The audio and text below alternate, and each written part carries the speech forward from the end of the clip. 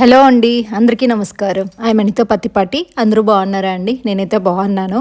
ఈరోజైతే మీ అందరితో పాటు నేను మరొక వ్లాగ్ అయితే షేర్ చేస్తున్నానండి. ఈరోజు వచ్చేసి శనివారం అనమాట. శనివారం రోజు మార్నింగ్ అండి.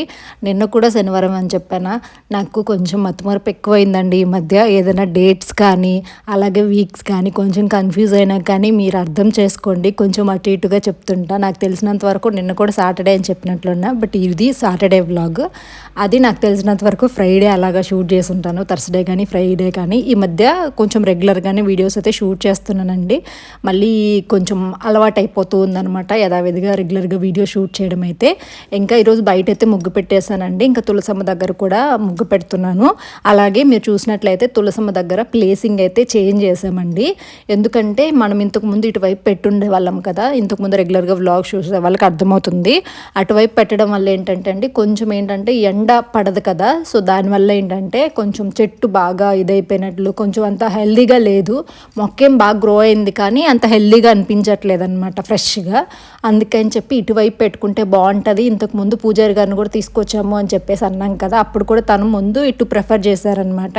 ఇటైనా పెట్టుకోండి, లేదు ఇటు మెట్లకి ఏమన్నా ఇబ్బంది అవుతుంది అనుకుంటే అటు పెట్టుకోండి అని చెప్పేసి అన్నారు. ఆ ప్లేసింగ్ మాత్రం వద్దన్నారనమాట, స్టార్టింగ్లో పెట్టిన ప్లేస్.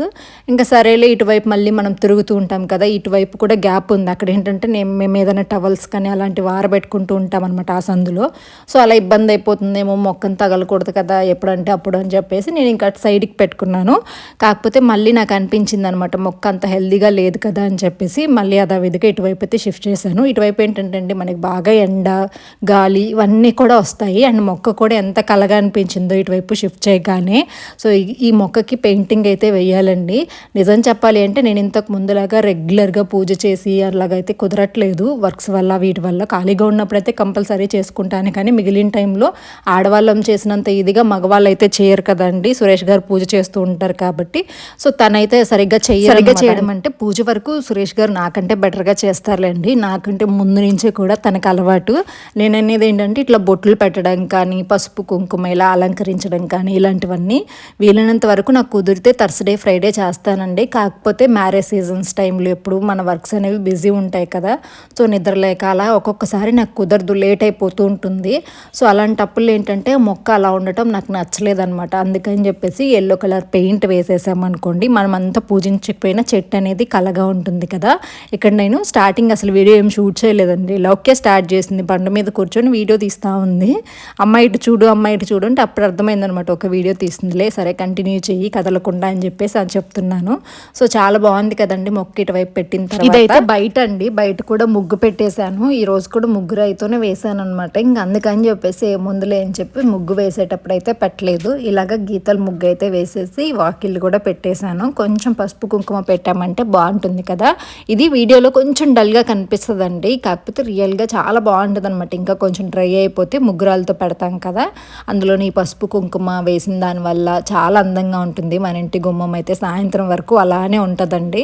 ఇంకా మొత్తం కూడా వాకిళ్ళు అన్నీ పెట్టాను కదా, అన్నిటి పెట్టేశాను. ఎల్లో అలాగే రెడ్ కలర్ అనేది, పసుపు కుంకుమ అయితే బయట వాడకూడదు అనేసి అంటూ ఉంటారు కదండి. నేనైతే ఎప్పటిలాగానే ఇలాగే ఎల్లో అండ్ రెడ్ కలర్ అయితే వాడుతూ ఉంటారనమాట. సో మొత్తం పెట్టేసిన తర్వాత చాలా అందంగా ఉంది కదండి. వాకిళ్ళు అయితే ఇలా కొంచెం డిఫరెంట్గా ట్రై చేశాను. రేపటి నుంచి కూడా ఇంకా కొంచెం డిఫరెంట్గా పెడదాము అనుకుంటున్నా. బట్ నాకు ముగ్గులు అయితే వేస్తాను, సైడ్ కర్రలు వేయడం అస్సలు రాదండి డిఫరెంట్గా. సరే ఏదోకలాగా ఈ రోజైతే ట్రై చేశాను. అది కూడా నేను ఎక్కడో చూశాను, గుర్తొచ్చి వెంటనే ఇలాగైతే వేసాను అనమాట. ముగ్గు అయితే బాగుందండి. సో ఇలాగ గీతలు ముగ్గులే వేస్తూ ఉంటారు ఈ ధనుర్మాసం అంతా కూడా. నేను కూడా అలాగే వేశాను, మధ్య మధ్యలో మారుస్తూ ఉంటానండి. కాకపోతే కొంచెం ట్రెడిషనల్గానే వేద్దాము అని చెప్పేసి అయితే అనుకుంటున్నాను. నెక్స్ట్ అయితే ఇక సురేష్ గారు ఋత్విక్ వచ్చి నాకు హెల్ప్ చేస్తున్నారండి. అంట్లన్నీ ఉన్నాయన్నమాట క్లీన్ చేసినవి, వాటన్నింటినీ కూడా సర్దుతూ ఉన్నారు. ఇంకా రెగ్యులర్గా కూడా ఈవినింగ్ వీలైతే ఈవినింగ్ సర్దేస్తాను, లేదంటే మార్నింగ్ లేచి సర్దుతూ ఉంటాను కదా. కాకపోతే ఈరోజు ఉదయాన్నే నేను అటు వెళ్ళిపోయాను, ఇంకా వచ్చి రాగానే అన్నీ కూడా సర్దేస్తూ ఉన్నారనమాట. చెప్పేసి వెళ్ళాను, కొంచెం సర్దివ్వండి, నాకు కొంచెం బ్యాక్ పెయిన్గా ఉంది రీసెంట్గా, ఎందుకోండి కొంచెం వంగాలన్న పొద్దున్న లేచి బాగా పెయిన్ వచ్చేస్తుంది అనమాట కంటిన్యూగా. ఇంకా సరేలే అని చెప్పి హాస్పిటల్కి అట్లా వెళ్దామన్నా కానీ నాకు తెలిసినంత వరకు రీసెంట్గా నేను కొంచెం ఫుడ్ అది అవాయిడ్ చేశాను కాబట్టి ఫుడ్ అది తీసుకుంటే సరిపోతుందిలే. మళ్ళీ ఆ మందులు ఈ మందులు మింగి నాకు మెడిసిన్ కానీ ట్రీట్మెంట్స్ కానీ అస్సలు నచ్చవండి. ఏదైనా ఇంకా మన చేయి దాటిపోతున్నప్పుడు ట్రై చేయాలనిపిస్తుంది, కానీ వాటికి వెళ్ళేసి హాస్పిటల్కి ఇలాగ చేయడం అయితే నచ్చదు. అప్పటికి సురేష్ గారు అంటూ ఉంటారు, బాగా నీరసంగా ఉన్న ఒక సెలైన్ పెట్టించుకో, బాడీ రిఫ్రెష్ అవుతుంది అనేసి. సో నాకు నా కంట్రోల్ ఉన్నంత వరకు నేను ఫుడ్ తినడానికి ట్రై చేస్తాను, కానీ హాస్పిటల్కి మాత్రం వెళ్ళను అని చెప్పేసి అయితే పట్టుబట్టానండి. సో ఇప్పటికీ ఆల్మోస్ట్ లవ్కే పుట్టినప్పుడు అండి నేను ట్రీట్మెంట్ తీసుకోవడం అయితే, అప్పటి నుంచి ఇప్పటికీ నేను ఒక ఇంజెక్షన్ కూడా వేయించుకోలేదు. ఆ టైంలోనే నాకు చాలా టార్చర్ అనిపించింది. అది కూడా హ్యాండ్కి అదేదో ఇప్పుడు గుచ్చుతున్నారు కదండి, అది చూస్తేనే నాకు షివరింగ్ వచ్చేస్తుంది. దాంట్లోనే పొడిచి పొడిచి పొడిచి బ్లడ్ క్లాట్ అయిపోతుంది, మళ్ళీ రావడము 3 days అట్లా ట్రీట్మెంట్ తీసుకున్నాను. సో ఇంక అప్పటి నుంచి మళ్ళీ ఋత్విక్ టైంలో కూడా అంటే కొంచెం బ్లడ్ తక్కువ, ఈ ప్రెగ్నెన్సీ టైంలో కూడా చాలా ఇబ్బంది పడ్డాను అనమాట అప్పట్లో. ఇంకా అప్పటి నుంచి డిసైడ్ అయ్యాను వీలైనంత వరకు నేను హాస్పిటల్కి రాకూడదు అని చెప్పి. ఇప్పుడు కూడా నాకు బాడీ నా కంట్రోల్లో లేదు, సో ఫుడ్ ద్వారానే కొంచెం ఎనర్జీ తీసుకోవాలి అని చెప్పేసి అనుకుంటున్నానే తప్ప హాస్పిటల్స్కి అట్లా వెళ్ళకూడదు అని చెప్పి. సో కొంచెం హెల్దీ ఫుడ్ తీసుకుంటాను ఇంక నెక్స్ట్ నుంచి కూడా. ఈ మధ్య కొంచెం చేంజ్ అయ్యానులేండి, చాలా యాక్టివ్గా పనులన్నీ చేసుకుంటున్నాను, వీడియోస్ కానీ ఎంబ్రాయిడరీకి సంబంధించినవి కానీ ఇంట్లో పనులు కానీ అన్నీ. సో ఇంకొంచెం మనం ఫుడ్ కూడా చేంజ్ చేసుకున్నామంటే ఇంకా బాగుంటుంది బాడీ. ఇంతకు ముందుతో పోలిస్తే నేను చాలా బెటర్ అయిపోయాను. సో ఇంక ఇడ్లీ అయితే పెట్టేస్తున్నానండి రోజు బ్రేక్ఫాస్ట్కి వచ్చేసి. ఇంకా దోశకు కూడా వేయాలి, స్టోర్ బియ్యం అయితే లేవు, తీసుకొచ్చుకొని పెట్టుకోవాలన్నమాట. అంటే మాకేమి సపరేట్గా ఇంకా రేషన్ కార్డు కూడా లేదండి, అత్తయ్య వాళ్ళ దాంట్లోనే కలిసి ఉందన్నమాట, నాది కానీ సురేష్ గారిది కానీ. పిల్లలది కూడా ఇంకా చేయించలేదు. మనం ఇంట్లోకి వచ్చాం కదా, నేను చెప్తూనే ఉంటాను సురేష్ గారికి కొంచెం అడ్రస్ అవి చేంజ్ చేయించు అని. 1కి 10 సార్లు చెప్తే కానీ నేను అస్సలు మాట వినరండి. గట్టిగా ఏదన్నా గొడవ వేసుకొని ఇంకా దాని గురించి మాట్లాడి ఆ రోజు ఇంకా అలిగి వెళ్తారే తప్ప నిదానంగా చెప్పుకుంటే అస్సలు వినరు. సో ఇంకా తర్వాత అయితే పిల్లలకి ఇడ్లీ పెట్టేసి తినిపించి. ఇంకో విషయం చెప్పడం మర్చిపోయానండి, సాటర్డే రోజు ఏమైందంటే పిల్లల్ని స్కూల్కి పంపలేదు, ఎందుకంటే ఆ రోజు హెల్పర్ రాలేదండి, తను కొంచెం హెల్త్ బాగాలేదని చెప్పేసి రాలేదన్నమాట. ఇంకా నేనేమంటే పొద్దున్నే 6:30కి అంతా కూడా అలవాటైపోయింది, మెలకు వచ్చేస్తుంది ఎలాంటి సిచ్యువేషన్లో. నైట్ 3-4 వరకు మేలుకున్నా కానీ మార్నింగ్ 6:30కి లేచేస్తాను, రెగ్యులర్గా అలవాటైపోయింది కాబట్టి. బట్ ఈరోజు ఏమైందో తెలియదండి, మెలకు వచ్చింది అయినా కానీ ఏం పనిలేదు కదా, అంట్లు కూడా కొన్ని ఉన్నాయి, రేపు చేసుకుందాంలే అనేలాగా అనుకున్నాను అనమాట. దానివల్ల ఏంటంటే ఇంక పడుకుండిపోయాను, ఇంకా మెలకు రాలేదండి. ఆ రోజు నైట్ నిద్రపోయేసరికి కూడా నిద్ర పట్టట్లేదు ఈ మధ్య, అందుకని 2:30 3 అయింది. సరేలే అని చెప్పేసి ఇంకా లేచేసరికి 8 అయిపోయింది అనమాట టైము. ఇంకేం చేస్తాం చెప్పండి, లేగానే బయట ముగ్గు పెట్టి, ఎంత లేట్ అయినా కానీ బయట ముగ్గు పెట్టడం అయితే ఆ పనులండి. నీట్గా ముగ్గు పెట్టేసి అనమాట, అది కూడా భయపడుతూ ఎవరైనా చూస్తున్నారా అనేలాగా పెడతా. అంటే ఉదయాన్నే పెట్టుకుంటారు కదండి విచిత్రంగా, 8 గంటలకి 7:30కి 7 గంటలకి అట్లా పెట్టాలంటే నాకైతే భయం వేస్తుంది. అప్పటికి మన ఇళ్ళ దగ్గర ఎక్కువ మనుషులు ఉండరు కాబట్టి అలా అయిందనమాట. కాకపోతే బయట ముగ్గు పెట్టకపోతే మాత్రం అసలు మనసు ప్రశాంతంగా ఉండదు. ఇంకా తర్వాత టిఫిన్ తినేసామండి, తినేసి నాకు కొంచెం వీడియో షూటింగ్ అది ఉంటే నేనైతే రెడీ అయ్యాను. ఈ డ్రెస్ గురించి చాలామంది అయితే అడిగారు కదండి, నేను ఈ వీడియోలో కూడా కొంచెం ట్యాగ్ చేస్తాను చూడండి, మీకు ఈ మూల కార్నర్లో కనిపిస్తుంది, లేదంటే నేను అటు షార్ట్ వీడియోలో కూడా ట్యాగ్ చేస్తున్నాను. బాగుంటుంది, రేయన్ క్లాత్ వస్తుంది, దుపట్టా ప్యూర్ కాటన్ వస్తుందండి. ఇప్పుడేం కొనలేదు ఈ డ్రెస్సెస్ అన్నీ కూడా, నేను అన్నీ ఎప్పుడెప్పుడో కొన్నవండి. కాకపోతే రెగ్యులర్గా ఏదో నైటీలో వేసుకుని కంఫర్ట్ అని చెప్పేసి ఇలా పక్కన పడేస్తూ ఉంటాను అనమాట ఉన్నవన్నీ. సో ఇంకా తర్వాత కొంచెం టిఫిన్ తిన్నాక కాఫీ తాగుతున్నానండి, ఎందుకంటే ఇప్పుడు చాలాసేపు మాట్లాడాలి, కొన్ని వీడియో షూట్ చేయాలి. సో అందుకని చెప్పేసి కాఫీ తాగేసి దాని తర్వాత నేను ఇంకా వీడియో స్టార్ట్ చేసుకుంటానులే అని చెప్పేసి స్టార్ట్ చేసి ఇంకా వీడియోస్ ఎడిటింగ్ చేసి దాని తర్వాత మళ్ళీ లంచ్ అయితే ప్రిపేర్ చేయడానికి టైం సరిపోలేదు, రైస్ అయితే పెట్టాను. ఇంకా టైం లేట్గా లేచినా కానీ పనులు ఎక్కడ ఉండిపోతాయండి, పడుకున్నట్టు అనిపిస్తుందే కానీ మనసు అయితే ప్రశాంతంగా ఉండదు. దాంతోపాటు పనులన్నీ హడావిడిగా అయిపోతాయి, ఆ రోజంతా కొంచెం ఏదో ఆ టెన్షన్గానే అయిపోద్ది అనమాట. సో నాకైతే భలే విసుగు అనిపిస్తుంది, అందుకని ఎంత కష్టమైనా కానీ మార్నింగ్ కంపల్సరీ లేచేస్తాను 7 లోపే. సో ఇంకా నెక్స్ట్ డ్యాన్స్ మాస్టర్ వచ్చిందండి ఈ లోపు. సో ఆ సాంగ్ వేద్దామమ్మా, ఇది ట్రెండింగ్లో ఉంది, ఈరోజు స్కూల్కి వెళ్ళలేదు కదా, ఇంకా అదే పని అయిపోయింది. ఇంకో గిరగిర సాంగ్ అంటే ట్రెండ్ ఉంది, అది వేయట్లేదు అని చెప్పేసి అయితే అడుగుతూ ఉంది.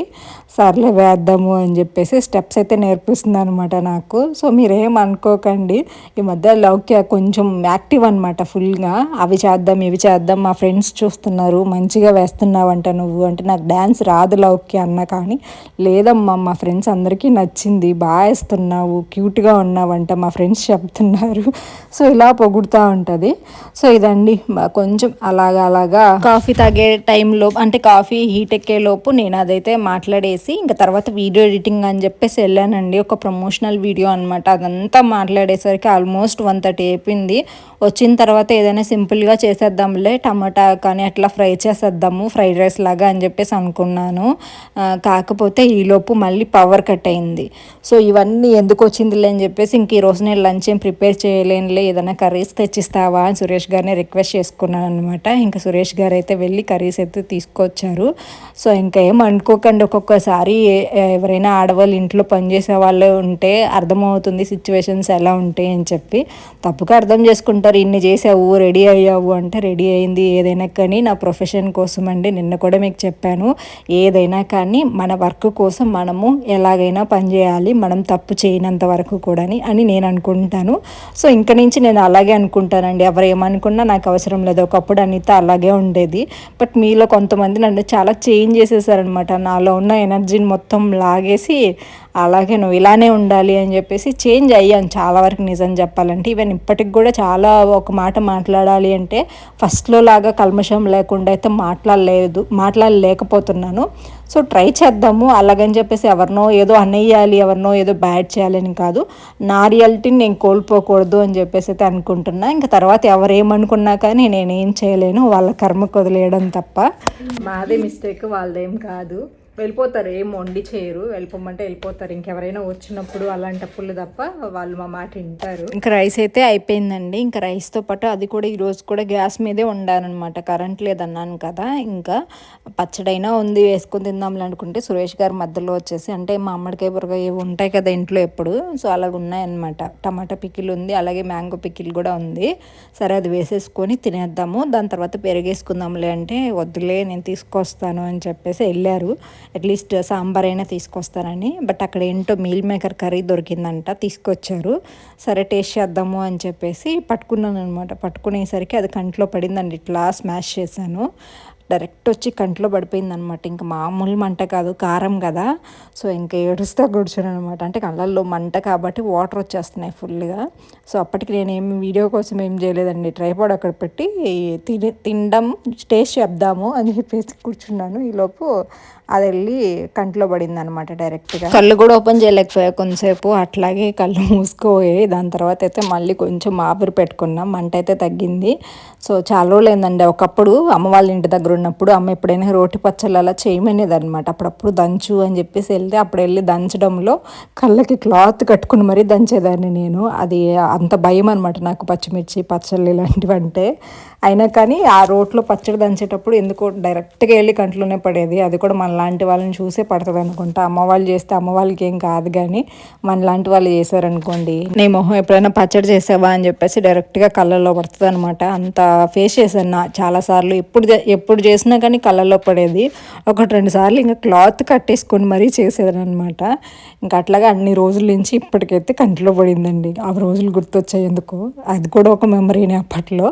సో ఇంకా కర్రీ ఏమంత నచ్చలేదు నాకు. మళ్ళీ నేను కొంచెం పప్పు వేసేసుకొని తినేసి పెరిగేసుకొని తిన్నా. ఈ పాటి కర్రీస్ లేకుండా ఉన్న పచ్చడి తినున్నా తృప్తిగా ఉండేది కదా అని చెప్పేసి అయితే సురేష్ గారితో ఉన్నా.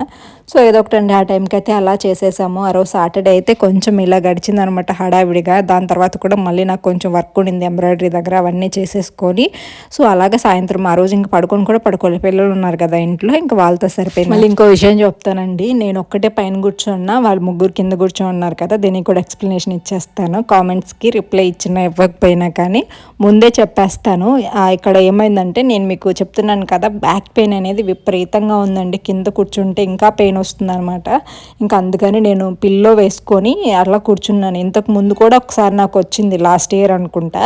సో అప్పుడు కూడా డాక్టర్ కూడా ఏం చెప్పారంటే పిల్లో అలా వేసుకొని కూర్చోండి, బ్యాక్ ఎక్కువగా స్ట్రెయిన్ అవుతుంది అనేలాగా అన్నారనమాట.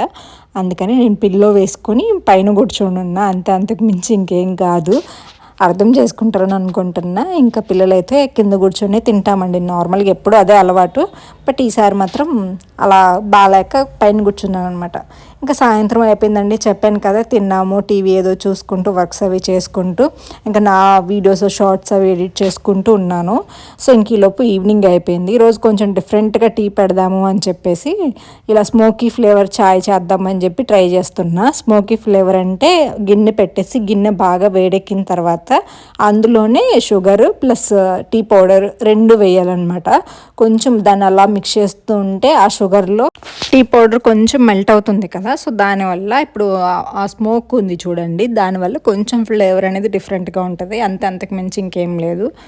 అంతేం లేదనిపించింది నాకు. వేరే టీనే ఈ టీనే నార్మల్ టీనే అనేలాగా ఇది కొంచెం మాడిపోయిన టీ లాగా ఉందన్నమాట.